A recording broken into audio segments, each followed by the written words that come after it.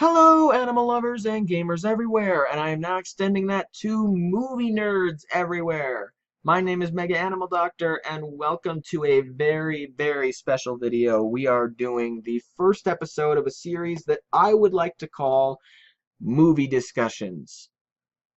Whew, this is exciting. I've been wanting to do a show in this format for I don't even know how long, and now I've found the means to actually figure out how to kind of do a show like this, or at the very least I've got a general idea of like what I want to talk about here. I've got everything set up, so there's no way that I'm gonna go off on a really bad tangent and just like completely screw up on remembering every single film that I'm trying to talk about here. On the first, so for those of you guys who for some reason don't know, I love movies. I adore movies, and I call myself a film critic, even though I'm not technically yet, especially considering I only seek out the critically acclaimed films as of yet, and I'm not brave enough to seek out the ones everybody says suck. So I'm not brave enough for that yet, but I do call myself a movie critic. Unfortunately, I feel I do have more overrated movies in my repertoire than I do underrated, so that's a bit of a problem. That's a bit of a problem. Um, but yeah, I do love movies. They are amazing, and Chris Stuckman really inspired me to be, to really try and find great things about a film. And the two most important things for me are character motivations and writing. The writing has to engage you, and the characters have to make sense. Why are they doing what they're doing, and why should you care about them? Or why should you care about other characters? The Social Network nailed that. They made an unlikable character, like an absolutely unlikable main character. But they gave you great side characters to root for so that you could understand where they were coming from, right? You were rooting for someone, and at the same time, you were still interested in the main character and where he was going. They nailed that. I don't know how they did that, but they really nailed that. I love The Social Network, and you're probably going to be hearing me talk about the main. You're probably going to be hearing me talking about that movie as the main point in all of the things. It inspired me to start something that I want to call the commandments of film, which are my commandments as to why films are great and what makes films great. In this particular episode, though, of Film Discussion, I'm going to talk about new releases coming up that are in a very special category that I love. I also love history. Anything history, I'll eat it up, basically. Especially if it involves just kind of random trivia about historical events, right? But I love historical movies, especially when they're done well. The problem with me is that I often don't read the history of the films in question before I go to see them because I want to be surprised as I'm going along. So often a movie like The Imitation Game or The Theory of Everything, which are great complicated films, I have to see again because I don't understand them the first time.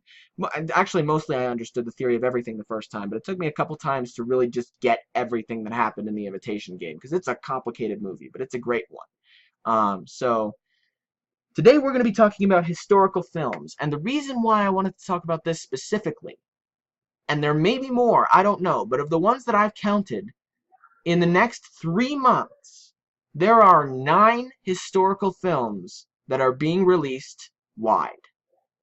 That is insane. I have never heard of anything like that. That's 3 films a month. That's crazy. That is really insane. And especially for the kind of film, like movies based off of a true story, I don't think we get that many films in that little of a time. So it's really exciting. And I thought that 2017 was actually a pretty disappointing year in film in terms of films to look forward to. But now it's really getting good and it's really getting exciting. And I'm pumped for all of these movies just to see, if not to see them, just how well they actually do. And so I'm excited for that. Um, so yeah, there are 9 films coming out, and we've already had this year. We've already had Dunkirk, and we've had one other film that was based off of a true story that now I'm blanking on for some reason. We've already had at least 2 films earlier this year that were based off of a true story, and now we're getting another one. 2 big blockbusters, and now we're getting more. and I'm really excited for all of these. So I'm here to share my thoughts on all of them and just see where you guys stand on these films as well. And if you want to see me keep going with the movie discussions, I would love to. I'm probably going to do it anyway, but you know. All right, so speaking of Benedict Cumberbatch from The Imitation Game starring in a historical film, first film on the list is The Current War, starring Benedict Cumberbatch. Oh, actually, shoot. Before I get into that, actually, if you don't want to know, if you want to see the trailers first, because all of the films that I'm about to talk about here have trailers that have been released. Every single one of them has a trailer. So I will leave a link to a playlist with all of the movies in the description below, so that if you don't want to know what movies I'm going to talk about, then you don't have to. You can just, like, if you don't want to know, then you can just watch the video with me and see what these movies are about, and then you can click the playlist in the description below and see the trailers. But if you're curious to know now, you can click on the link in the description to see what films I'm going to be talking about in what order. So that's the format for that. Unfortunately, I've already spoiled one, The Current War, but after that, that's going to be fine. Anyway, The Current War stars Benedict Cumberbatch as Thomas Edison. Man, that's going to be a really interesting casting decision. It also stars Michael Shannon as some guy I've never heard of, honestly, and Nicholas Hoult as Nikola Tesla. And it sounds like going to be based on the rivalry between electricity and gas, and the rivalry between Nikola's and Thomas's methods of electricity. And so it's going to be kind of a meshing of those two wars. Again, I don't really know a whole lot about the War of Currents, so I can't really give too in-depth on the whole history behind that. But, I mean, that looks great. I mean, the trailer is actually, I think, a really good trailer. And honestly, I'm really curious to see how Benedict Cumberbatch does in the role of Thomas Edison. Because tell me honestly, is he really the first guy you would think of when you think, oh, Thomas Edison in the new 2017 blockbuster? I mean, is that really the first thing that comes to your mind? No, it's not. Alan Turing worked ultimately because he was a historical figure that nobody really knew about. And so I think people were probably going to be more open to him being Alan Turing, and of course he was great as Alan Turing. But so many more people know about Thomas Edison, and so I feel like it's going to be a little weirder just to see, like, oh, can he really pull this off? Then again, he did play a homosexual very well, even though he isn't homosexual, and so maybe he can play an American well despite not being an American. I feel like he does have the accent pretty good, so let's hope for the best. It also stars I probably said Michael Shannon is somebody I honestly don't know about, but it also stars Tom Holland as, I think, a Nicholas Hoult sidekick. And speaking of Tom Holland, they've announced, if you guys have heard of the novel, if you guys have heard of the novel Beneath a Scarlet Sky, I'm very surprised because it's like 4 months old and it's already getting a movie starring Tom Holland. Why this early? I mean, I know it was a bestseller on Kindle, but it's like, can't you wait a little longer, like another year or two? I don't know, that's just me, but that should be coming out sometime next year or in 2019, one of the two. It's not coming out this year because they announced the film last month, so there's no way they're going to have it done in 4 months. But yeah, so I'm looking forward to that one as well. I'm really curious about that one. It's like a World War II survival story. Okay, the next film I want to talk about is Jungle, starring Daniel Radcliffe as an Irish Australian-raised explorer, I believe it is, who was lost in the jungle for 3 weeks. And this is a different jungle survival story than I think we've actually seen before. Because I thought the trailer took a certain route that I hadn't seen in any survival film before, even though it seems kind of weird that no one would have done that before. And then I looked on the Wikipedia article, and they did actually call it a psychological thriller. How incredible would that be? A jungle survival story that's also a psychological thriller. I don't think we've ever seen that before. We may have seen survival stories in the past that were psychological thrillers, but did any of them take place in the jungle? If you guys can think of any, I'm more than happy for you guys to let me know in the comments below, but I honestly can't think of another film like that. And I mean, I Daniel Radcliffe, I feel, is the one guy from Harry Potter that has really made a name for himself. Sure, Rupert Grint has starred in fairly obscure roles that I guess have been good. Tom Felton's done a fairly good job, and Emma Watson's done pretty darn good in landing Belle from Beauty and the Beast and a couple other comedy roles. But I think Daniel Radcliffe has been the most successful in really showing his stardom and his acting ability and what he can do besides The Boy Who Lived. You know, he's done films like The Woman in Black. He's done films like Swiss Army Man. And he's done all of these great performances that have been hailed, right, as great performances. And so I'm really curious to see, like, again, you know, I'm really curious. I'm really curious to see his acting style because I haven't really seen his acting style aside from Harry Potter, and this will be the first film if I see it. I don't know if I'll be able to see it honestly at this point. I may have to wait a few years, unfortunately. But if I see it, it'll be the first film aside from Harry Potter that I've seen with Daniel Radcliffe, and so I'll be able to see what else he can do because he's definitely one of the actors where I like don't see Harry Potter in the roles he plays. You know, I see maybe Daniel Radcliffe, but it's not like I'm thinking immediately, oh, this guy's Harry Potter. I'm willing to give him the benefit of the doubt, and I think a lot of his fans have also been willing to give him the benefit of the doubt too, especially with the amazing performances that he's been able to give in the past, apparently. Okay, so the next film is one I almost forgot about, actually. It's called Only the Brave, and it stars, let's see, Josh Brolin, Miles Teller, Jeff Bridges, James Badge Dale, Taylor Kitsch, and Jennifer Connelly. And it's about a ragtag team. Oh, it's called the Granite Mountain Hotshots, apparently. And these guys fought a fire on, I suppose, Granite Mountain. Again, if I'm vague about the details, it's not because I'm not trying to spoil the movie. It's because I legit don't know a whole lot about the historical aspects of all of these films for the most part. So, yeah, I'm going into this kind of blind here. Um, like I said earlier, I'm looking forward to all of these films, but some films I'm looking forward to than others. This is probably on the bottom ones for me. I don't know if I'm 100% curious. I don't know if I'm 100% like invested in the whole thing, and I honestly don't know how well it's going to do. It's being released by Sony, and they've had kind of a mixed record in the past, but I don't know. I'm willing to give them the benefit of the doubt here. I want this to be good. I really want this movie to be good. But at the same time, I'm also wondering, will it be? You know, will it be great? I don't know. It honestly depends on, you know, how great, you know, the writing is and how real it all feels and all that other sort of stuff. So I think this one's kind of on the fence at this particular point in time, but I'm really interested in seeing how this film does, and I'm really interested to see how the three main actors, Josh Brolin, Miles Teller, and Jeff Bridges, will be able to do in these roles. Um, so yeah, I'm really hoping it'll be good. Coming up next is Breathe, starring Andrew Garfield as, I believe, the guy who invented a treatment for polio. Now, this one, I saw the trailer, and I don't know if I was 100% invested in the whole thing, but I'm curious about it for one reason alone. Andrew Garfield.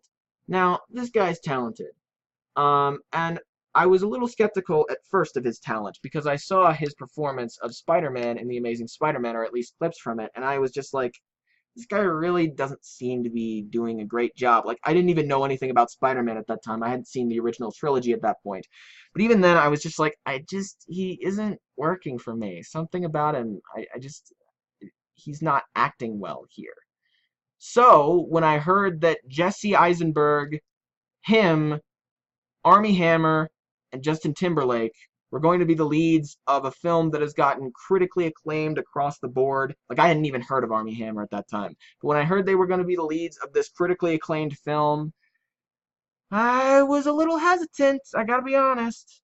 But thankfully, in The Social Network, every single one of them pulled it off. I mean, they really did. I had no idea how good Justin Timberlake was. I like Armie Hammer, and I'm interested in seeing him in other films. Jesse Eisenberg knocked it out of the freaking park.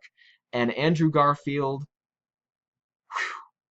he was awesome. He's the guy I was talking about earlier when I was just like, okay, you know, Mark Zuckerberg is a jerk in this film. But you root for Eduardo. you latch onto him as a character, and he kind of becomes the protagonist, which is really, really cool. And I really liked his character, and I loved his performance. And he was no, he didn't win Best Actor because that was Ryan Gosling for La La Land, but he was nominated for Best Actor for Hacksaw Ridge, and he's been praised for that and for Silence last year. And so I'm really interested in seeing how good he will be in this film as well, and how great he can really do. Maybe he'll do like a Stephen Hawking, Eddie Redmayne Theory of Everything thing where he's kind of just like contorted. By the way, see Theory of Everything just for Eddie Redmayne's performance. I'm dead serious. He's that good. He's definitely in my top 10 performances of all time. Knocked it out of the park. He was incredible. I thought he was good in Fantastic Beasts, but I thought the script surrounding it was not that great, and so Eddie was kind of struggling along while trying to get the lines, down in a good way. Yeah, I didn't like Fantastic Beasts. Sorry about that. Just personally. But I was just like, he's good in it, at least, I feel like. It's just the script around him isn't helping him at all. But in Theory of Everything, oh man, did he deliver. So I'm wondering if Andrew Garfield can kind of pull off that kind of performance where he's kind of contorting himself or something. I don't know. I mean, I know it's not the kind of disease that Stephen Hawking had. I know that. But I'm kind of wondering if it's going to be the same basic idea. Now, at the same time, I'm also hesitant because when I actually, before prepping for this video, when I searched up Breathe, it actually has a Rotten Tomatoes score already. And it's 45% right now. I don't really know how to feel about that. I honestly don't. And so we kind of got to wait until next month to really see, we got to see next month. Only the brave and breathe, we got to hope that they're going to be good. And speaking of films that are coming out next month that will hopefully be good as well, I'd completely forgotten about this one for a while. And then I realized, oh yeah, I just remembered that I'm kind of looking forward to this film as well. Professor Marston and the Wonder Women. The true story of the women behind the man behind the woman. It's kind of convoluted. I don't know who this guy is. I thought it was James McAvoy when I saw the trailer for the first time, but he's not James McAvoy, unfortunately. I loved him in Atonement, so I was hoping he'd be here again. But he's not. So anyway, this is about William Moulton Marston, I believe is his name, William Moulton Marston, who was the creator of the Wonder Woman comic. He invented the character, and it was inspired by these two women who he had a relationship with. It was a harem. So, actually, let's see. Is this the right one? Yes, this is the right one. So this is Moulton. This is one of the girls, and then this is another one. And they were all dating each other. It was a weird thing. Aldous Huxley did the same thing. So, anyway, moving on. You guys probably understood what I meant. I probably didn't have to explain it, but I did anyway. And it basically talks about the inspiration behind the comic. And I'm curious. I honestly am. Because I saw Wonder Woman, the movie, right? The protagonist intrigued me. I really liked her powers. I really liked her motivations. And I really liked how boss she really was. I also liked her sidekick. Some of the action scenes are absolutely phenomenal. It looks pretty good for the most part, except for some special effects that just did not work at all, and some weird cuts and shots. But other than that, for some reason, this movie, the original Wonder Woman movie, I don't know, it really rubbed me the wrong way, and I don't know why. Something about it just really got to me. And it wasn't like offensively bad. It's just kind of one of those movies where I'd groan if I had to watch it again, but it would be just like one of those, ugh, fine. And then I'd sit down and just watch it. It's not like I hate, every part of my life for watching it again. Although I do have to give it credit. I thought it seemed a little longer than it should have. I thought it was paced really weird. I thought it felt like 3 hours or 2.5 when it was actually 2 hours. But in reality, the movie was 2.5 hours, and I just didn't realize it. The woman before the movie played said that it was 2.5 hours, and I didn't believe her. That's the first 2.5 hour movie I've ever seen in a movie theater. True story. So, Yeah, so at least the pacing was fairly good. Um, but yeah, something about it really rubbed me the wrong way. But I am interested in Wonder Woman as a character, and so I'm really interested in this particular story, just kind of seeing, okay, how did this come about? Because apparently there was also some controversy in the development of the comic, and so I'm really curious to see how they'll portray that side of it. So this movie I'm really hoping is going to be promising, but again, we'll have to wait and see. I think Only the Brave, Breathe, and Professor Marston and the Wonder Women are all being released on October 13th, which is kind of crazy. Uh, so we'll see how good they all are. Okay, so this next film I've been looking forward to for a long time. I saw the trailer during my summer vacation and fell in love. I just fell in love with the trailer. The Greatest Showman, starring Hugh Jackman as P.T. Barnum, the guy who started one of the greatest circus acts on Earth, or at least the most well-known, if nothing else.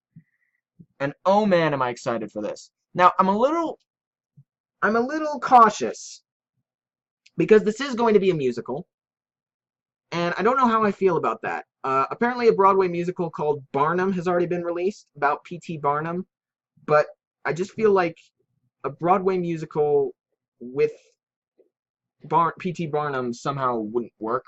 I don't know, that's just me. Um, but yeah, the fact that they're leaning more in a musical direction is kind of a strange choice. Um, but I don't know, maybe it'll work out for the better, especially considering that the music is being written by the guys who wrote the lyrics for La La Land.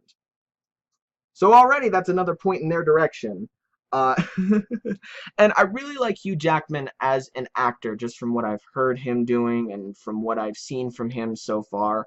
Like a lot of people claim he is Wolverine, like he just is.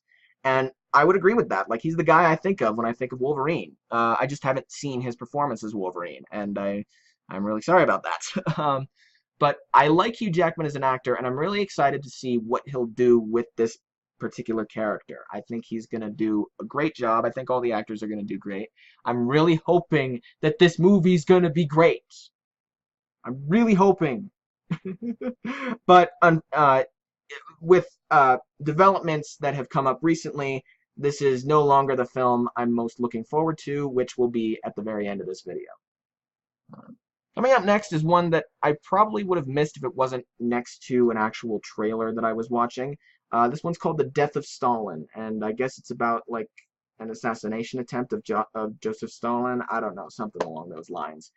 And honestly, I don't know if I'm 100% interested in seeing this film because Russian politics doesn't interest me in general, but I'm interested to see the critical reception it's going to get and how good it honors the history of that.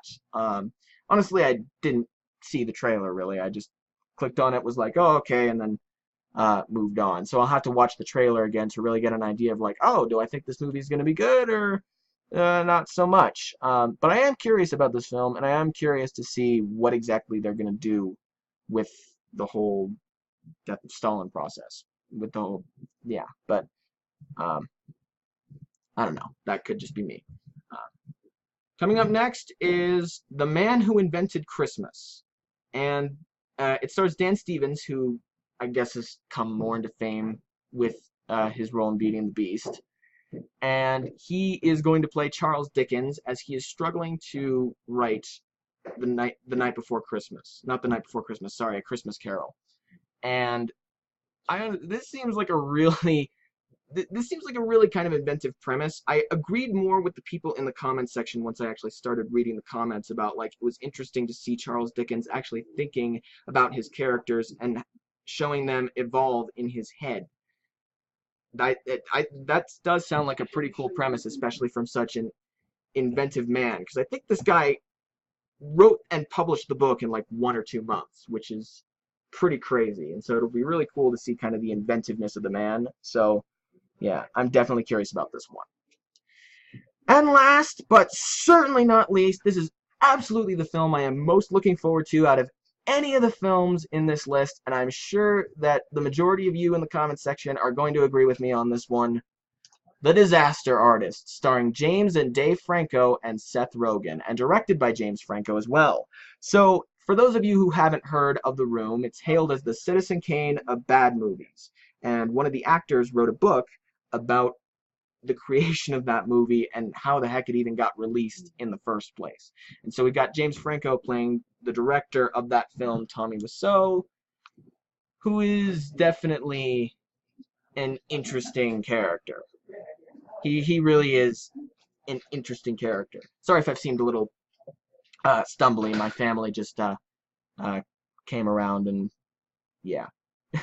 So they were hearing everything I was saying. But anyway, sorry if yeah, that was off track. But anyway, the disaster artist, yeah. James Franco, Tommy Wiseau, you get the point. And Dave Franco plays Greg Sestero, who is the guy who wrote the book that the movie is based on. So it's a movie based on a book about a terrible film. It's kind of meta, but it's also really cool. Now, I haven't finished the book yet, but I have started reading the book. I will be finished by next month because I'm doing it as a reading assignment for my school because I really wanted to read this book. I really wanted to read it. And man, am I glad I am because, man, I don't know how much Tom Bissell offered in terms of like the writing. I really hope that the majority of the quips, though, are from Greg himself because he is hilarious. Like, the writing is so spot on. It's so hilarious. Tommy Wiseau is a strange person, man. And the trailer of the film, weirdly enough, seems like they're also going to take him in a more sympathetic route. They're going to show him not just as like a weird, crazy man who had this weird, crazy idea and somehow went with it, but a man who has a vision and whose vision isn't being respected by others. I mean, with a man this weird, I really respect them for that. And if that's the direction that the book will eventually go, I respect Greg for doing that. Because, man, that must be really hard to do for a guy this odd and this rude at some occasions. Because he is very, very odd and very determined. I highly recommend you read The Disaster Artist. It is a fantastic book from what I've read so far. It's great. The writing is so spot on, and I'm really amazed that Greg can remember so many of the details from the production of this film. I don't know how he managed to do that, because it's like I can barely remember anything from last year, let alone like almost 15 years ago. I mean, that's just insane. Actually, when he wrote the book, it was 10 years. So, yeah, I don't know how he did it. I think a lot of us were nervous when we saw the teaser trailer. Because I think a lot of us were like, okay, James Franco is doing a fairly good performance, but I don't think he's quite on the Tommy Wiseau level yet. The new trailer that was just released 3 days ago, I think it is now, phenomenal performance from what we've seen in the trailer. He seems to really nail the accent, the personality, and the laugh. Oh my god, the laugh. I think it's like 20, 30 seconds in. The laugh sounds just like Tommy Wiseau, like just like the laugh that he used in The Room. Like, wow, that is amazing. And for the most part, I think when you really get used to him, James actually does look the part too. So I think he's going to do a great job. And unlike Breathe, which did get negative critical reception, I guess, from where it's been seen so far, this film has a 92% right now. And it got a standing ovation. So I think this film is going to be great. And, minor spoiler warning, if you don't want to know about certain cameos that appear in this film, skip like 1 or 2 minutes ahead. It will have cameos from people including Bryan Cranston, Greg Sestero, and Tommy Wiseau. How did they do that? How did they get that cameo? Like, in all seriousness, how did they get Tommy to star in a film basically making fun of his film? Like, how? That is really cool. And by far, this is the film that I am most looking forward to. The first teaser trailer had my interest. I was already interested in it, and I was already really excited for it. Especially considering it's also released by A24, which I talked about in my previous video, and that I'm really excited about seeing this, you know, because the movie looks good. Not only am I excited about it because, you know, it's released by A24, but the teaser trailer really interested me. But I was also kind of like, I don't know, this seems kind of like, you know, a comedy, right? You know, it seems mostly like a comedy. And I don't know if that's necessarily the direction that they need to go for this story. But the new trailer, phenomenal. I don't have any words for how amazing the second trailer really is, and how it's going to demonstrate like the seriousness and the comedy that they're going to be able to use with this particular storyline. And oh man, I this is absolutely the film that I am most looking forward to seeing out of the films that I've talked to you about so far on this list, and I really, really hope I get to see it. I really do. Alright, so that's all 9 films that are being released in the next 3 months that are based on true stories: The Current War, Jungle, Only the Brave, Breathe, Professor Marston and the Wonder Women, The Greatest Show on Earth, The Death of Stalin, The Man Who Invented Christmas, and The Disaster Artist. I really hope you enjoyed this in-depth discussion on the 9 films that are coming out that have to do with historical events and true stories. I really hope you enjoyed it, and I really hope you enjoy the idea of this becoming a series in the future. If you want to see this become a series, I'm going to do it anyway probably, but if you want to see this become a series, then let me know down in the comments below, and I will make it, because this was a ton of fun. I'm so glad I did this. This was a lot of fun. If you like content like this, then please like this video, share it, and subscribe so that you don't miss any future content, and click the bell icon so you can get emails as to when I release a new video. My question of the day for you guys is, which of these movies are you most looking forward to out of the ones that I've mentioned? The Current War, Jungle, Only the Brave, Breathe, Professor Marston and the Wonder Women, The Greatest Showman, The Death of Stalin, The Man Who Invented Christmas, or The Disaster Artist? I think you're probably going to go with this one. I'm just going to assume. But if you're looking forward to any of these other ones, I won't judge you, because I think they're all going to be pretty darn good. Except, again, this one's gotten negative reception from the people who have seen it so far. So let's just hope for the best on that one. But yeah, which film are you most looking forward to seeing out of all of them? And I won't judge, because I'm looking forward to all of these films too. Maybe not necessarily to see them, but just to see how well they do. Because that's a thing with me. I'll often look forward to films just to see how well they'll do. Like, I'll look forward to films like Captain America: Civil War and It to see how critically received they will be and how good they will actually be. So anyway, I think that's all I've got to say about that, and maybe I'll talk about creative license and my opinion on it in a future video. Like I said, I want to start something called One Take Thoughts that I really hope will become a thing, that I really want to become a thing. And so, yeah. But anyway, I think that's all from me. I will see you guys next time, and have a great rest of your day.